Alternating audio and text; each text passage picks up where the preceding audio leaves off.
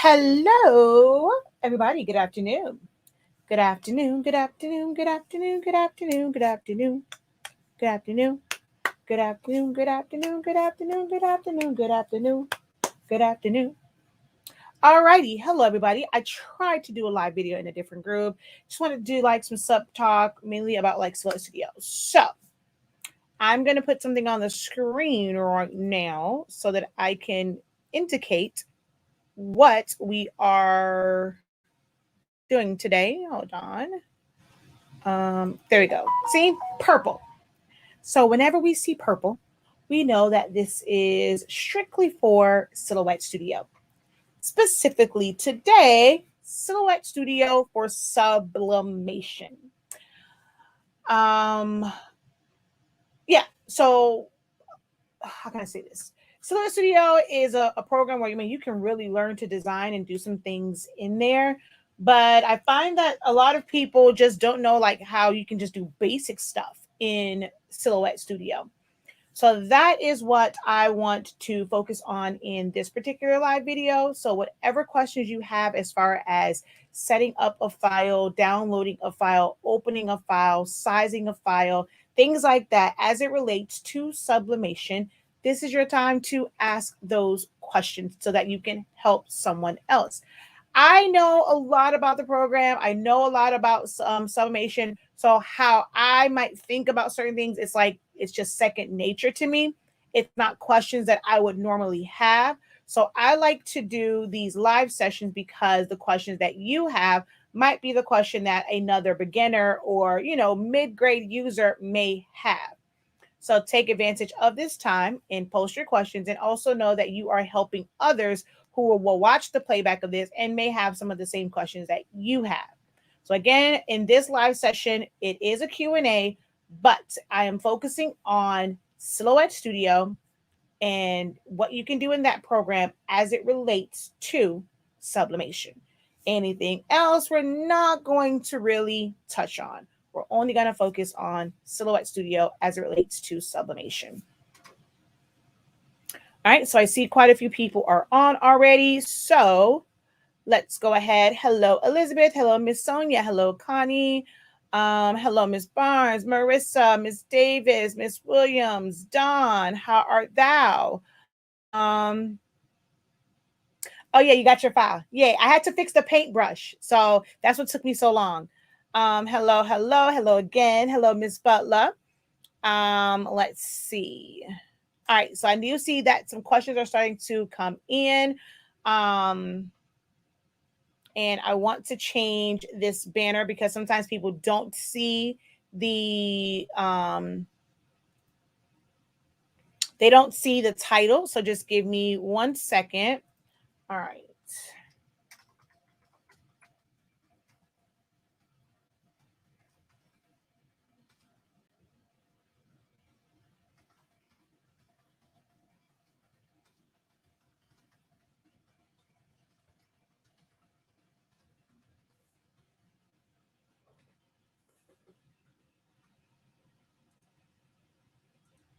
All right, there we go.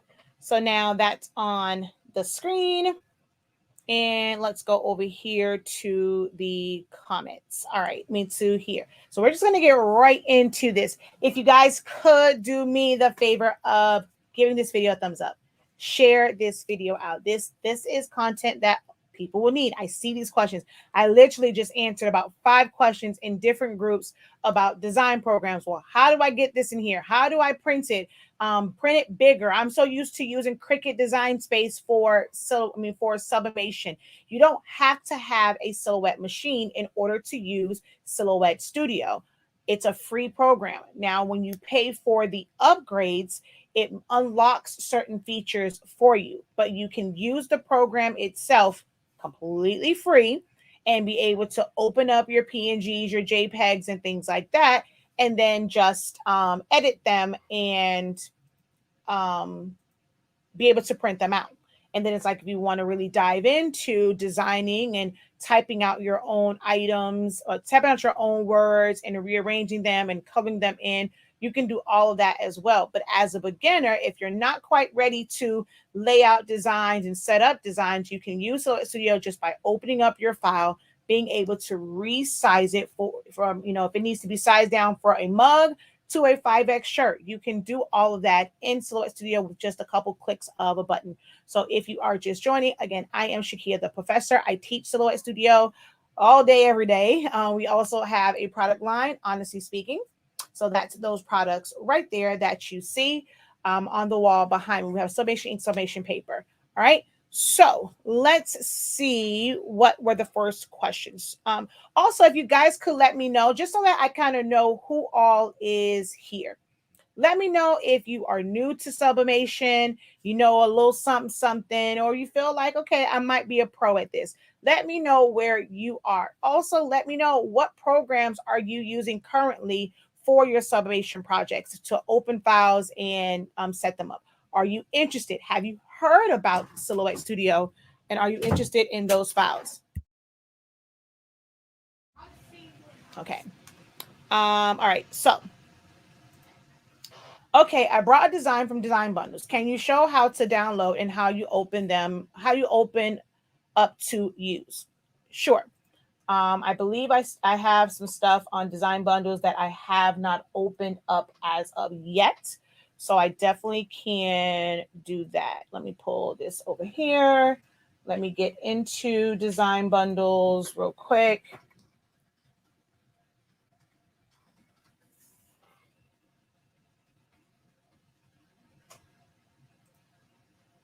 Oh, wait, I lost my StreamYard. Oh, there it is. Okay. Let me go to my purchases. I think I just did this one though. I think I just did most of these. All right, let's go to our screen share. All right. So when you're coming here, you're just going to download your files. I believe I did this one already. I don't think I did this. Okay. It really depends on what type of files you have. If it is a font file, if it is something that's SVGs, PNGs, and things like that, stuff that you can change. If it's just PNGs, if it is something like this one that is for tumblers, how you get them all into your program is pretty much going to be the same. How you use them is going to be very different because they're different types of files. Let's see. I don't want to do that one. Stickers. I'm trying to see what have I not. I know I have that one. Christmas calendar. Let's do that one. So you're going to go to, I'm going to move me down here. Actually, no, let's just go ahead and get rid of all of this off of the screen so it's not a distraction for you guys. All right. I can leave my face down there though. You're going to go to download files. They have one that says all, and then this one is at the bottom. I can't even move me, so let's move me out of the way. It says all or SVG only. SVG basically just means that you will be able to modify certain things. So I'm going to just do all instead of just SVG because this one's going to give me the PNG versions. They have PNG, EPS, PDF, JPEG. Those just means like they can be opened up in a wide variety of programs. They gave it to you where you can open it up in pretty much any program. For Silhouette Studio, if it's SVG, you have to have Designer Edition or above. You cannot just open up an SVG in the regular free basic version of Silhouette Studio. But luckily with this one, let me see, they have SVG, PNG, EPS, PDF, and JPEG. So the only thing that if you have the free basic version, you would only be able to open up the JPEG and you wouldn't be able to change the colors out on there unless you traced it. So that's the most important thing. Understanding which versions you have, what files you can open, and how you can utilize those files. So I'm just going to go to all. All right. So I use Google Chrome. I think Google Chrome is one of the best like web browsers you can use and to have that when it comes to downloading, because once you click it and download it, it pulls it right to the bottom. You're going to see that across the screen. With other ones like Edge and stuff like that, it comes in a little bit different and you have to either You can either run or you can save. If you just choose run, it's in your temporary folders and all of that. So I lost my StreamYard again. There we go. So I like Google Chrome for downloading. So once it's here, you're going to click on it. It's a zip file. There is a zipper on it.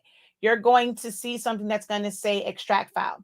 If you don't open it from here, you're just going to go and find it in your downloads folder. So you're going to go and you're going to tell it to extract. So I'm going to click here. I don't have a Mac, so I don't need this one. I'm going to go here and I'm just going to go extract. I cannot assist when it comes to Macs. I think it's a little bit different. Hopefully you know how to use your Mac. So this is what comes up. I always like to have show extracted files when complete because it's going to open up that file again. So for me lately, to be able to organize things better, I have been putting them in a folder for wherever I downloaded them from. So I'm going to go to browse. I'm going to go to my downloads and I'm going to find my folder for designbundles.net files. And I double click on that. I'm going to, just going to hit select folder and it's going to put this file that I'm going to extract in my designbundles.net folder because that's where I'll go. I'm like, okay, I remember I got that from Design Bundle. So that is something I'm trying to consciously do, is to save them in a file folder for whichever company or whichever online site I got them from. So now we're just going to go extract. It's going to bring all that in. It's going to say Christmas countdown, and then we're going to be ready to go from there. All right, so that's done. This is now open. These are files that were extracted and they were there, but then now right here, this doesn't have a zipper on it. This is that file unzipped. Now I can actually select items that are in here. So you're just going to double click it. Again, if it depends on which one it is. If it's a JPEG, a PNG, you can open those free in Silhouette Studio. You just have to trace it. Now, if you have version 4.4 and it works on your computer, if it's a PNG, they have what's called an automatic PNG trace. It will automatically trace it for you. But if you don't have that, you have to trace it. So I don't have 4.4. I prefer 4.3. So we're going to double click on this. You're going to see everything. When it comes to SVGs, if we click on that, you don't get a picture of it. A lot of the times even though these are all the SVGs, a lot of the times what I will do, if it's something comes like this, I will select them all, cut them, like hit cut, and I'm going to go back to my files. And this has a PNG and a JPEG one. I'm just going to go to PNGs. I'm going to right click and I'm going to paste these over here because this will give you what the picture is. So I think there's like an app or something you can add on to be able to see the file if it's an SVG, but normally it just doesn't. You're going to see a icon. Right now, mine says the Internet Explorer or Microsoft Edge. There are times where it looks like the Google Chrome one. If I've ever opened up an SVG in Illustrator, it's going to show me the Illustrator icon. SVGs do not have a dedicated icon. All right. So let's say which one's going to be the easiest one to do. Let's just do this one. So I can open up the PNG. Couple ways this can be opened. If I'm in Silhouette Studio, right? I'm going to go back to that file folder. I can take, let's minimize this again. I can take, I like this one with Santa, and it has a lot of black in it too. So I can take this PNG and I can drag it and just drop it, and it's there. I'm going to resize it. This is technically ready to print. Remember, if you're printing it on paper, depending on what you're putting it on. Right now I see gray and I don't see anything here, but on paper, that's going to show white. If I want to open up the SVG, I'm going to go either be file open, but I already have this one open. So I'm just going to go file, merge. I'm going to go to my file folders for designbundles.net. Okay, so here's another thing too. This is how I normally like to have my file set up. But what I'm going to do is, because I know I just downloaded, I'm going to right click up here and come on. You can't be on an actual file. So right here where it says view, instead of by large icon or how to sort or how to group by. So instead of sort by instead of group by type, I'm going to go by group by date modified. So now it's going to give me today, and it's right here for me to go to it. Then, of course, I'll go back because I don't like to see my files by date because that's just me. So now I can go to where it says Christmas countdown. I'm going to go to, I'm going to delete this one because I moved everything. I'm going to go to my PNG. I can relabel that as PNG and SVG. I'm going to come to this file, double click on it. So now this comes in. The difference between these two files is this one, I can ungroup and I can change this to whatever color I want. This one, you cannot. You would have to trace this down. So if you have the free version, this is the PNG. You would go over here to trace, select trace area, place your box around it. It's going to pick up on all of the black areas first. We're going to take this down some because I only want it on the black. I need to see the red because that's going to create a section that I can release and fill it in with color. So we're going to trace it. You're going to hit trace, not trace and detach. And we're going to move this out of the way. So this file right here is not disturbed at all. Now this one, I can just fill it with black. Okay, but I don't have the red. How you do that? Right click, release compound path. Everything is going to release. You're going to see the middles of your letters. They're going to turn, all one color. If you have your line colors on, you're going to see that. So we're going to select here and we're going to make that a compound path. Select here, make that a compound path. Select this word, make it a compound path. Maybe I don't want my stars. I want to make those different colors. I'm not going to make those a compound path. But now his clothes, I can hold down shift. Well, click on an element, hold down shift, click on the other one, click on the red, and I can make that, red. If you're doing this for sublimation, which we're talking about sublimation, you can sample this red, or you can use your color charts. And if you have printed them out, whatever color red is on your chart, you would come to this color palette, go to advanced options, and then right here, you would type in that color code. I'm gonna grab one of my color charts. Grab my Tumbler one. I talk about color codes and color charts all the time. When it comes to sublimation, what you see on your screen is not going to always be what prints out and what is the result once you press it. So you use a color chart. And what this basically is once you print it and you press it to a substrate, whether it's a tumbler, it's scrap fabric, it's felt sheets, you're going to look on here and it's like, okay, this is the exact color red that I want. There is a number on here. On this, sometimes you're not going to be able to see it. You can open up the color chart like the corresponding one, or you can have the color chart already. Well, this is my color reference. You can have the charts printed out on regular paper also, just so that you can see the number. So I'm going to see if I can see this, child. Oh, Lord, I know I'm not going to be able to see this. Hold on. See, I have my color charts printed out. Like these are the same ones. But even for regular prints, this is not sublimation. This is a regular print on matte paper. This is that same print on glossy paper because it shows differently from matte to glossy. So I have color charts printed out from every printer that I use on every type of paper that I use. So I can barely see it on here. I'm going to look at this one because it's the same exact chart, but I can't see the numbers on here. So I'm just going to look on this one, and I wanted that second to last red. So back over here on Silhouette Studio, I'm going to highlight right here. You're not going to put the hashtag. You're just going to put the numbers. So that's going to be C62828, and that's going to change that color.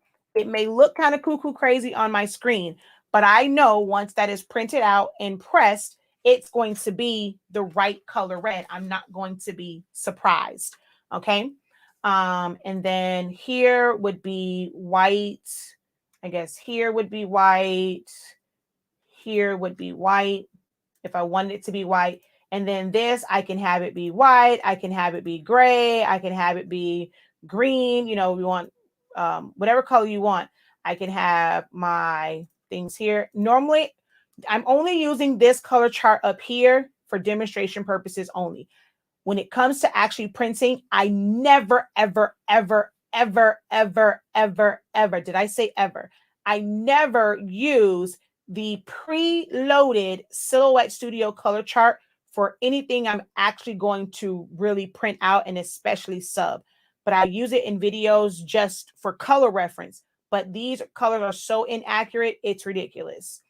So, you know, maybe I'll choose this green.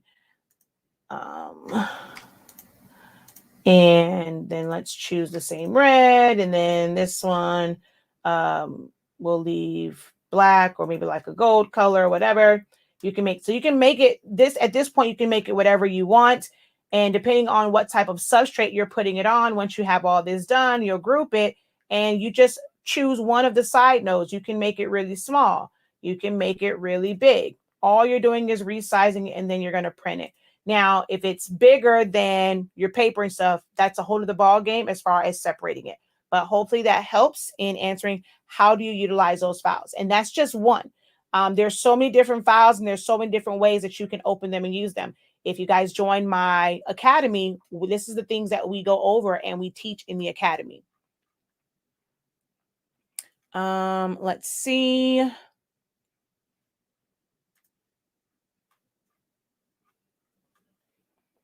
Is there a way to compacting the file so it doesn't take so long to print? And once you have a lot of different elements on there and you're bringing in so much stuff, if you don't save it as a JPEG. So if you want it to not pick up on, like, well, take so long to print and not to be such a big file, you will need to have Business Edition so that you can save it as a JPEG or even a PNG. And now you don't have all of the individual elements. It's just that one, and it's flattened, and that will take less time for it to print. But the more elements that you have, like where you can actually select on those elements and change them, especially if it's pictures or anything like that, it's going to take longer to print.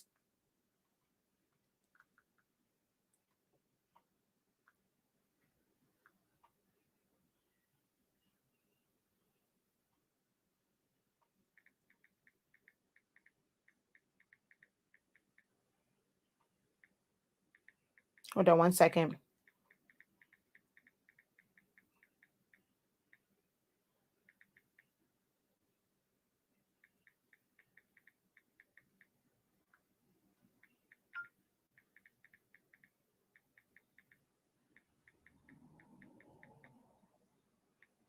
All right, give me 1 second. I just need to copy a link for someone who was asking questions.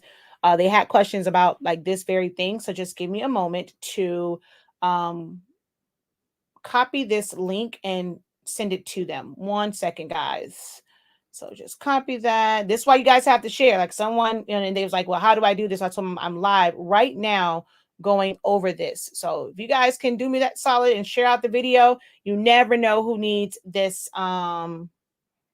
this information. All right. So there we go. Okay. And then I was going over here because I'm on Shaquille Lavelle and it does not show me your comments. Whenever I'm live on here, StreamYard does not show me your comments if you are watching from my regular channel, Shaquille Lavelle, or Shaquille Lavelle Pericles for that one. So that's the one that I'm on. I need to go to that because it doesn't show me the comments on StreamYard. All right, so I answered that one. Let's see. How do you recommend finding the correct size to sublimate on used shirts or shirts, period? I don't have a set size. It's a lot of people, they'll go and they have like, oh, if it's a medium shirt, if it's this, it really depends on your design. Is it something that's really long? Is it something that, is it wide? Is it long? For the most part, what I try to do is think about the front of a shirt. I'm going to take this off real quick. So if I stand up, the heck am I stepping on? All right.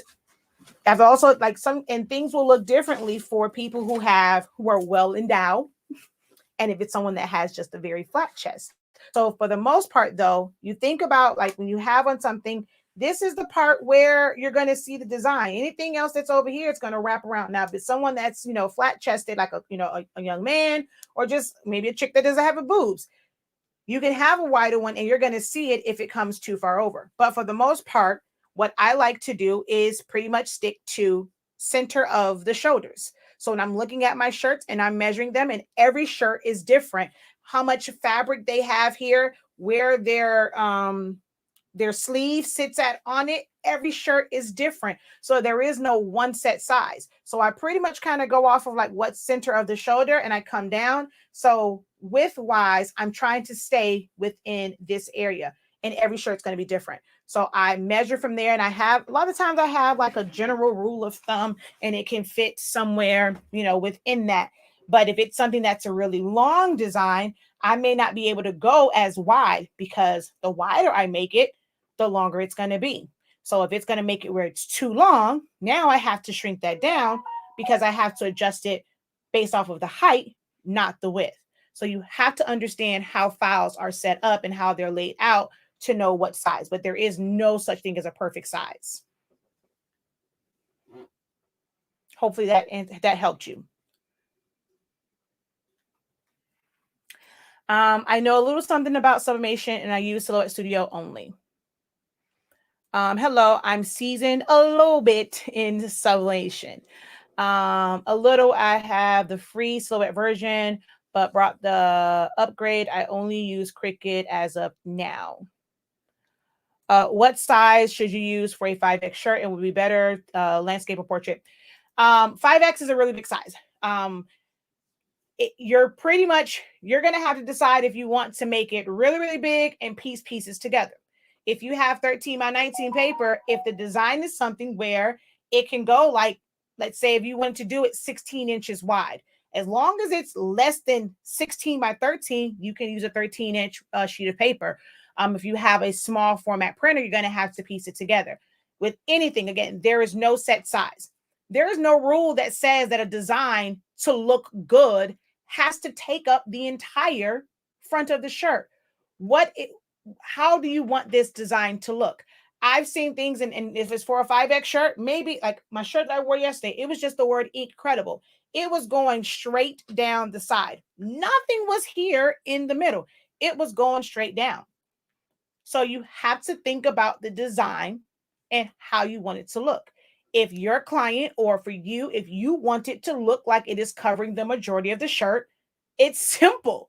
You measure the shirt and you size it to that. Now, if your printer is not big enough to print that size, then that goes into creating it or printing it in sections and then piecing them together and then pressing it in sections.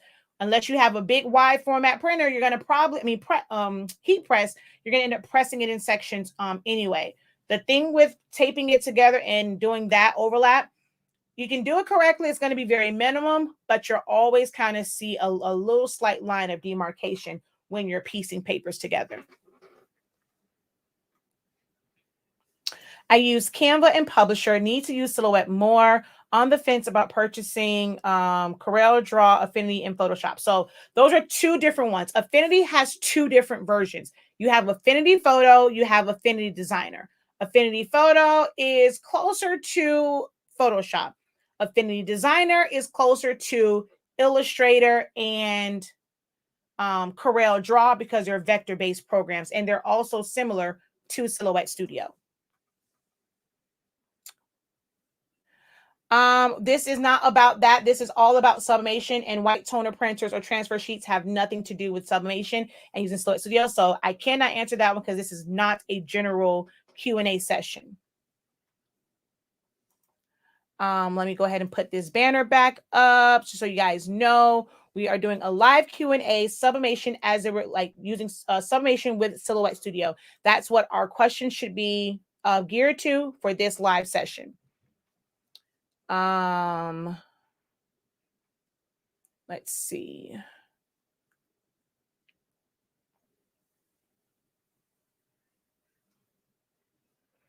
Also on the fence about next heat press. I don't want a new heat press 1-year-old to go out on me again that fast. I still haven't messed with the one that went out on me on Sunday.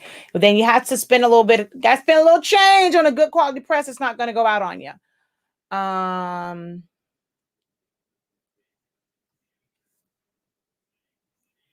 Let's see.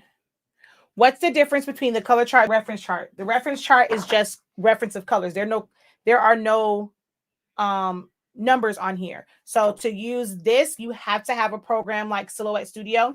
So with this one, you have to sample the colors. Let's go back over here and I'm going to go File, Open, Color Chart. To me, this just has different, it offers different color ranges than the regular color charts that have the codes on it. So this one just does not have codes. So when I want to use this one, I have to, so let's go reference chart. I'm going to look at this and say, okay, this is the color that I want. It's the one that is in space. It's in space 8 and 1.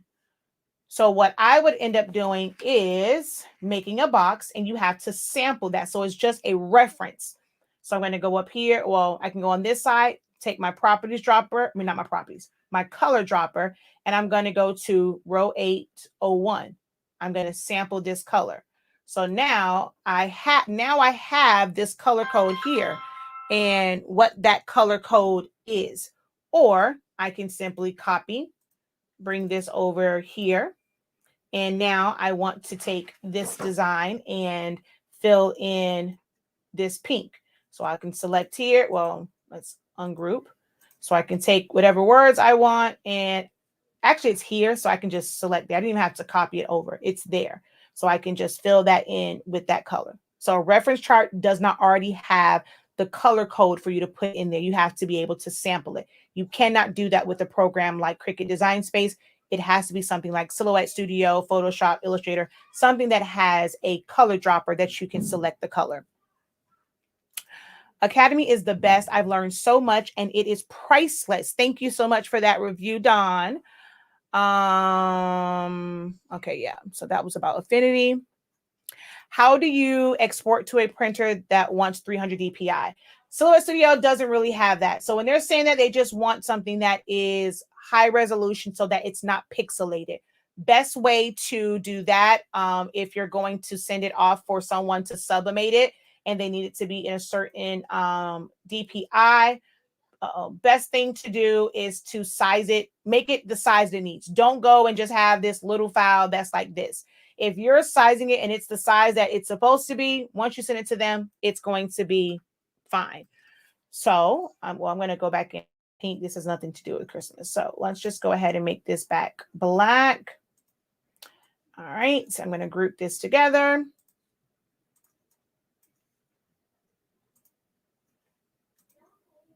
So what I normally do is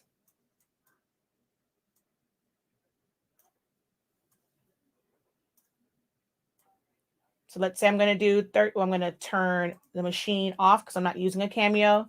So I'm going to use 13 by 19.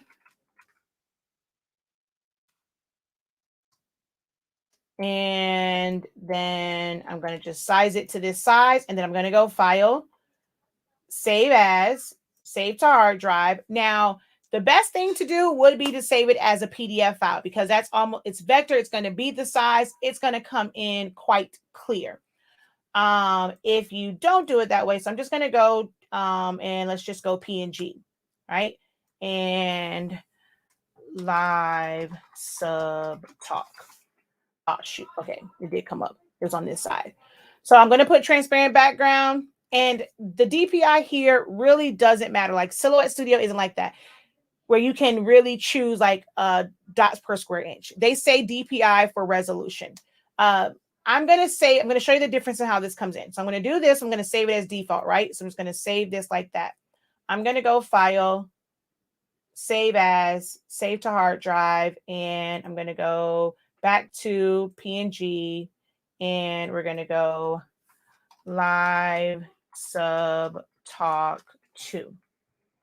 And I'm going to hit OK. It brings this up again. I'm going to hit transparent. I'm going to just take this up all the way up as max as it can go out. I'm going to hit save. We're going to go file, open. Oh, other thing too, part that I, very, very important part.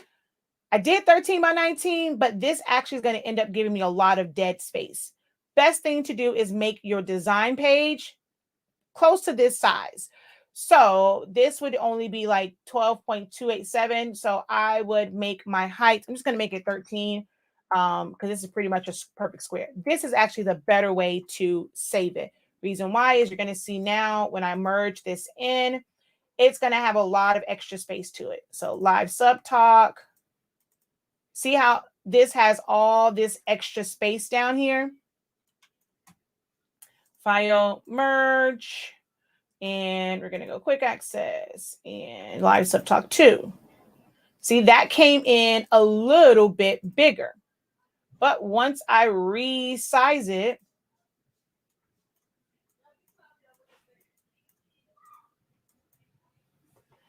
this one right here was the one that was at the regular 72. I'm not sure if you can kind of tell.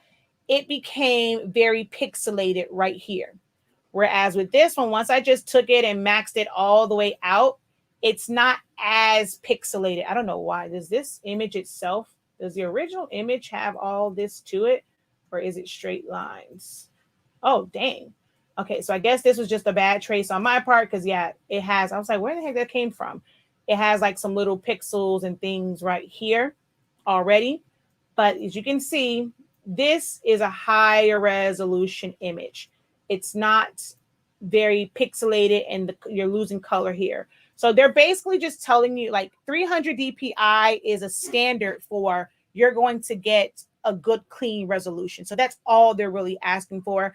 You can't go and send them something that's a very poor quality and then want it blown up and expect it to look good. And if you are if you're using images, you're bringing in images and those images were already a low resolution, it's going to be, when you resave it, it's going to look even crappier. So that's why sometimes it's better to create things and fill them in with color yourself versus using a JPEG of something that may not be a great resolution. So when it's blown up, whether you are doing it or they're doing it, it's going to be pixelated.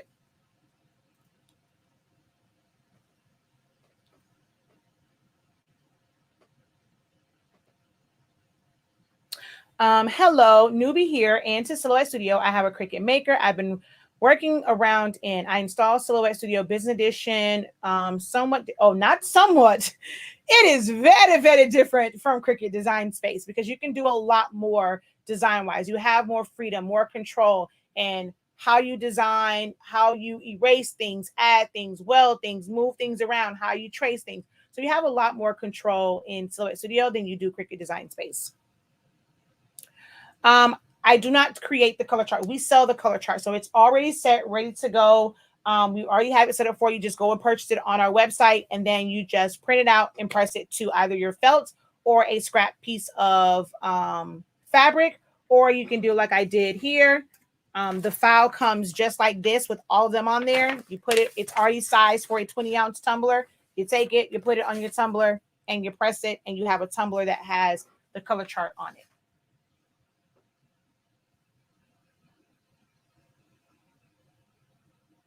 Are dry fit shirts good to press with vinyl, or is the fabric too thin?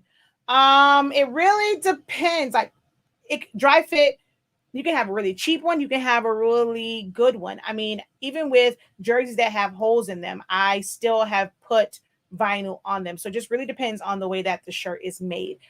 If it is a very thin shirt and you have a design that is very, I say busy, but it has a lot going on, that can make that shirt feel very heavy. If it is a lot of text, if it's a lot of graphics, if it's layered, all of those things. But if it's something, let's say it's a dry fit and they just want like a small logo, like if it was, a Nike check or something in the middle, it's just something small. It's just a single word that says bless. It's not going to affect it that much.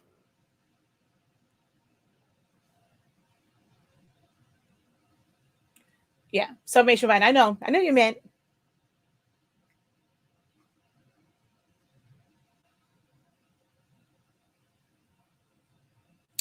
Do I have a video designing and submitting on a holographic tumbler? I've never used a holographic one. The only one that I have used that's not like a straight up white one. Hold on.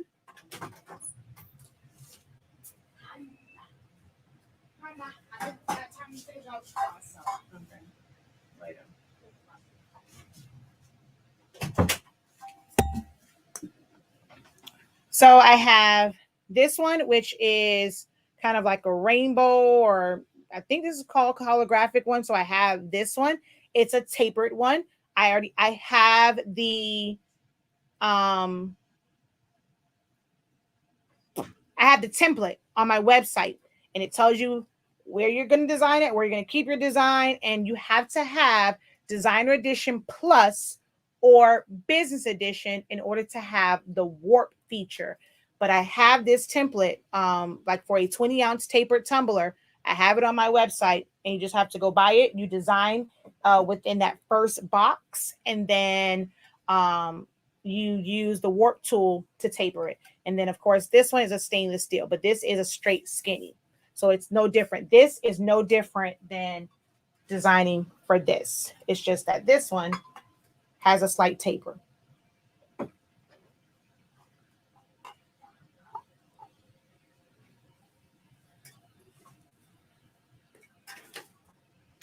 I've been using Silhouette for almost a year. I'm so glad I found your channel. Looking forward to joining the Academy. Thanks, Professor. You are very welcome. We sizes 8.5 by 11, 8.5 by 14, 13 by 11 by 17, 13 by 19. On the shipment that's coming, we had it before. We're out of stock now, but we have 8.5 by 328 feet rolls, 13 inches by 328 foot rolls, and 24-inch by 100 foot rolls. I brought an image into Silhouette to edit for some. The sublimation, the words had an offset color. How do you change the offset color? If it's a picture, you have to trace it. So as a picture, you will never be able to change it. So the same way I just did this one, you would have to do that. And depends on how the colors are, will determine, how you have to trace that image to be able to get those two layers separated.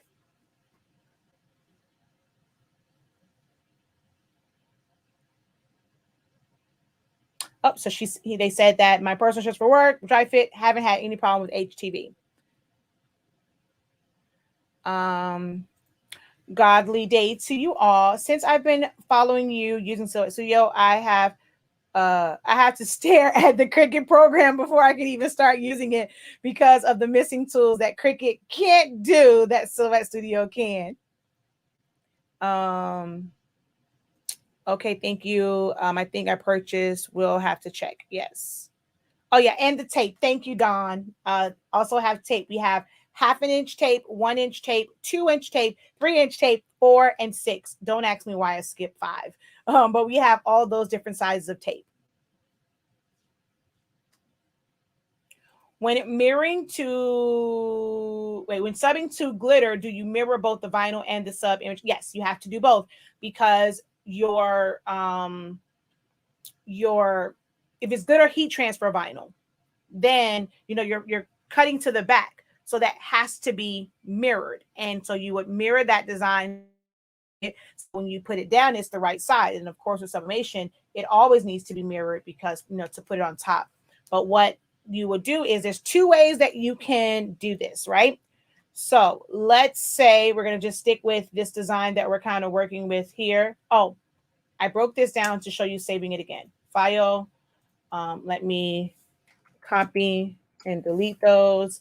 File, save as, save to hard drive, PNG, live, subtalk 3. And see, now this one, because I made it shorter, the max when I take this up is 315, where before it was like 216. So now because it's smaller, it makes it sort of like that number changes. Even though the design itself was the same, my design page is a different size now.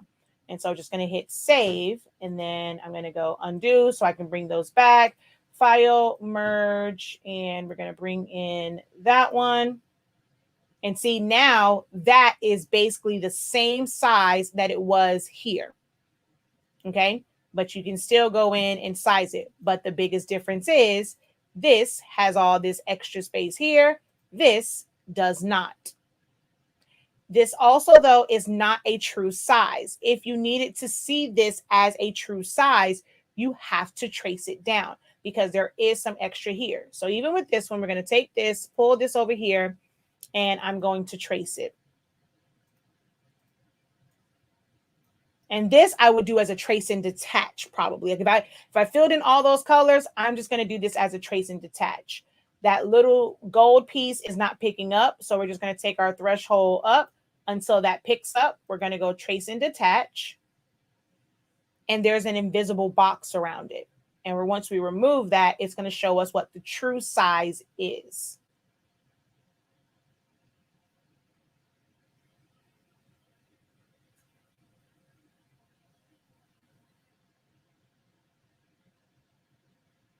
So I have to wait for that to process and do its thing. Okay, so now if I click anywhere in here, see, there's an invisible box. You click that off, bring it off, and you delete it. This right here, if I select it, I'm going to just group it together. The size for this one that I traced down to the exact, these look exactly the same. Nothing on them has changed. This is 21.259. This by 21.138. If I click on this one, this says 22 by 496 by 22 by 496. It was a perfect square.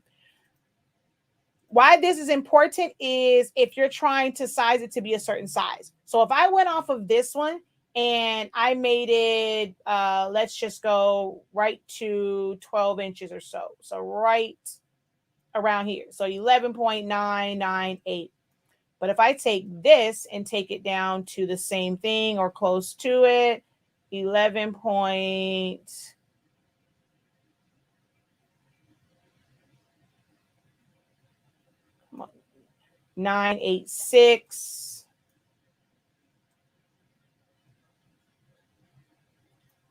I'm going to send this to the back. You see how that is still bigger. Even like, and technically it's made smaller. So this one was set to 11.998, but it has extra stuff around it. I'm just going to change all this to a different color just so you can see. So this one and this one, if I line them up, I center them together. This is not the same size. This is a common issue with most people because they are not going through and cropping it down or tracing and detaching it down. The designer may have saved it and there was extra pixelation around it. So when you go and you're like, okay, I'm sizing this one up to this size. I made my image this size, but it's not lining up. That's because when you just make a shape, that is going to be the exact size. If it is an image and you have not traced it down, it is going to be a little bit off. So this is actually size bigger, 11.998. This is only 11.986, but it is the true 11.986. Make sense?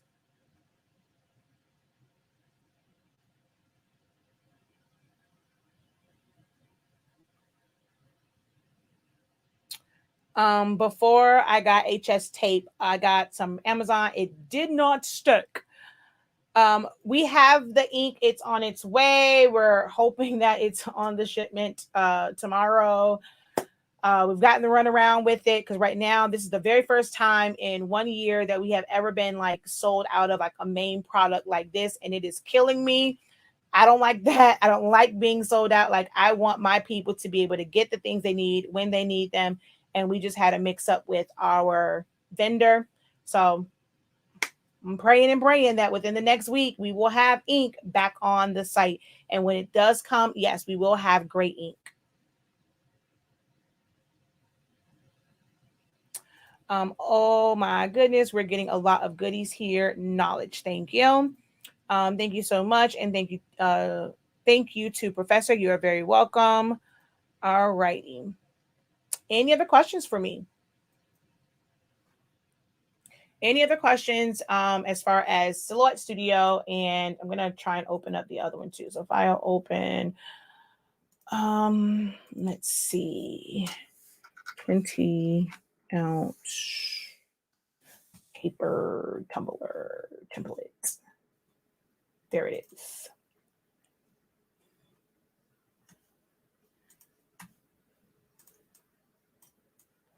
So I'm not going to show what the settings are for it because you got to buy the template for that. But it's set up the same way like my mug one is. So you have your center point for it. And then your center point here. This is your overlap. So anything of importance, you want to make sure it's not in this area because you're not going to see it. If you wanted something like a design where it seemed like it was seamless. So you would have a design here, you're going to put a color here, and when it's together, that's going to look like it's seamless because it's going to be the same color. This one right here, that color would end up just kind of meeting to the other side. Or you can just bypass this completely and utilize all this area to design in. Once you design, there is a, shoot, I still showed it. Dang it. But it has all the information, which I don't know why I moved it because I'm going to pause now. But you would take that and warp it to that size, or you can use this one. Only thing with using this one is it's not going to properly warp. It's just going to crop it down as is. It's not going to really be conformed to it. And for certain designs, that can look kind of weird.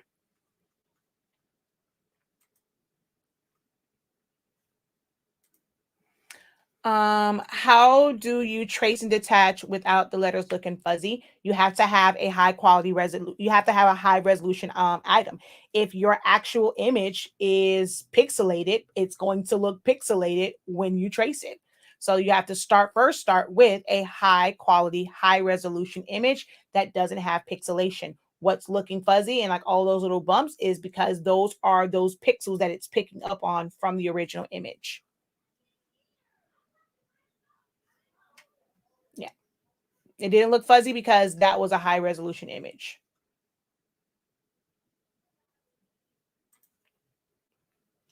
There was a while back, you showed some faded designs. I was looking for them on the website. Yeah, so it's called fade bars, or fade mask.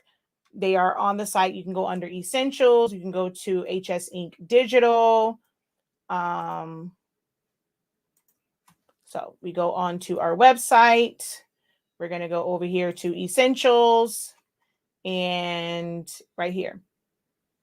They're right there. Or if you go to Sublimation starter collection, this is like your first stop. If you're brand new Sublimation, just got a brand new printer, there's a couple different ones. It shows everything that you're going to need for your printer. So our bundles, our ink, the paper, the rolls, the color chart, the skin tone, the 11-ounce mug, the 20-ounce tapered, the heat tape. Oh, wait, I took the fade bars off of here. Oh, man, I got to put that back. They used to be on there. Yeah, I don't know what happened to them. But yeah, but if you just go to essentials, they are right there.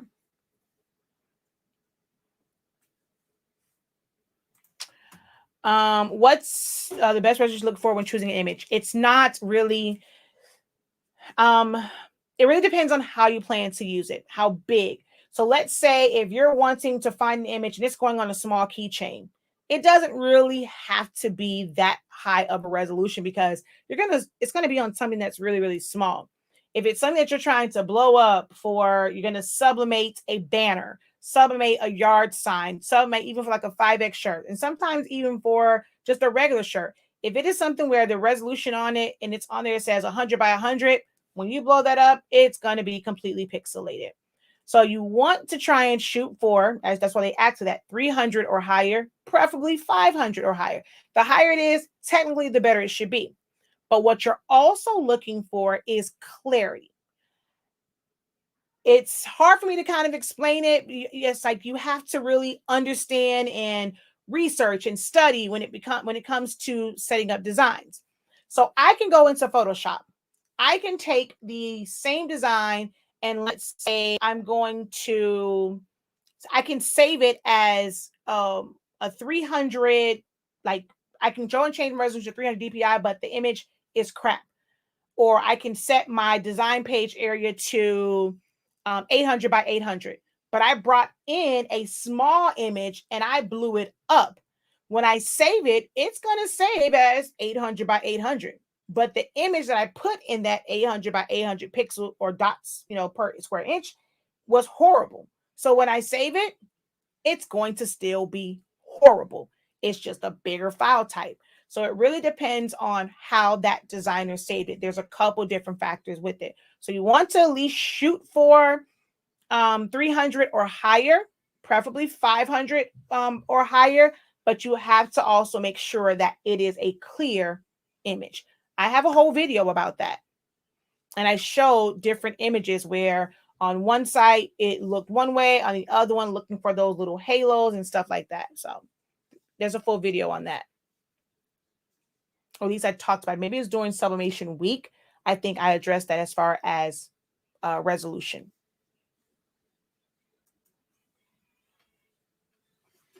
I don't have my ear things on today because they were hurting my ears. So my glasses keep falling down my face.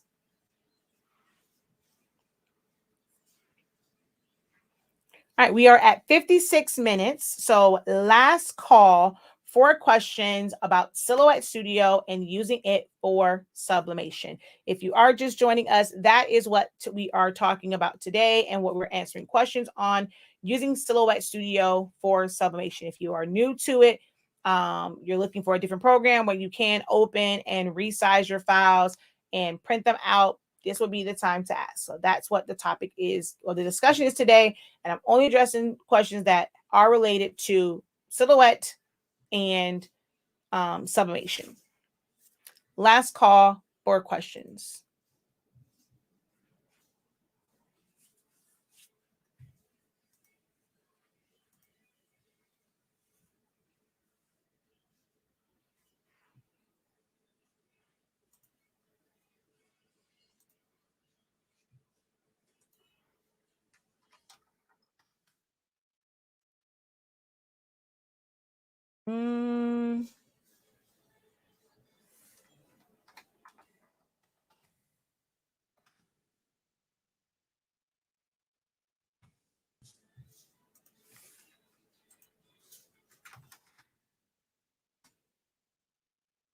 So I also just dropped the direct link to the website. It's always also in the descriptions to get you guys right to our website, shop.silaholics.com. That is where you can find our entire line of Honestly Speaking products. Right now, we only have like individual bottles of black. We have a few left of black, cyan, and yellow. So you go to the individual ones, you'll see those. We just don't have any magenta. That ran out. People would buy like magenta, like 2 or 3 bottles at a time because they must be obviously do a lot of girl stuff and they're running out of magenta. So I always thought that it would be black and we order all this extra black, but people actually order more extra bottles of magenta than anything else. I thought that was kind of crazy. So right now we are out of magenta ink. So bundles can't be sold because we don't have any magenta ink. But everything else is on the site.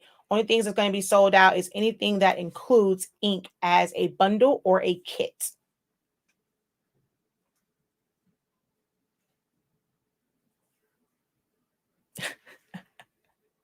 He's like, I just text somebody back who was calling me. I'm on a business call since this is a business Q&A live. Oh my gosh, that is so funny. Oh, wow. Well, you could have answered it because we're done. No one else has any questions. I'm not going to sit here and drag it on. I guess you guys got all of your questions answered. So hopefully this session was helpful for you and served you well. I will probably see you guys on maybe Sunday. I haven't done a PSA, a professor service announcement, in a few weeks. So I'll probably figure out something to I think the rest of my heat transfer vinyl is here. That's Amazon. I got some more glow in the dark. I'm just testing a bunch of different glow in the darks from Amazon, and they just pulled up. So I think I got some Amazon packages out there. But yeah, it'll probably be on Sunday that you guys see me again. If I don't do the professor's service announcement, I will see you guys on Monday. So as of right now, it's really, I'm trying to shoot and stay with it where it's Mondays, Wednesdays, and Fridays, and every other like Saturday, because I know sometimes people are busy. This is a very weird time. I probably should have done this a little bit later in the day, like a little later in the evening. I may, depending on what happens on Sunday, do one because I'm going to be kid free. My mother is here to take these children. Yes, yes, yes, yes, yes. Where I could go and I can create and be free. So I just might do one on Saturday where I don't have children in my ear. Yes, God, because even will be out there finishing the doghouse. So you'll see if you guys will see me tomorrow. Or I might do a pop-up class. Let's see, if I do a pop-up class, I got to figure out which one. And that way we can be on the Zoom. You can actually ask questions in real time, share your screen if need be. I might do that. I might schedule some sort of pop-up class. I feel like I've done a lot of great videos when it comes to tumblers, but people always ask me, are you going to have a class on Tumblr? You're going to have a class. When's your next class for tumblers? And I'm like, y'all know how many videos I do, but I think they want like a session where they can wrap them with me. And like we did with the Sublimation seminar where they're wrapping it, they're showing me how it is. So, I don't know. I'll figure out what I want to do for a pop-up class for tomorrow because we do that via Zoom.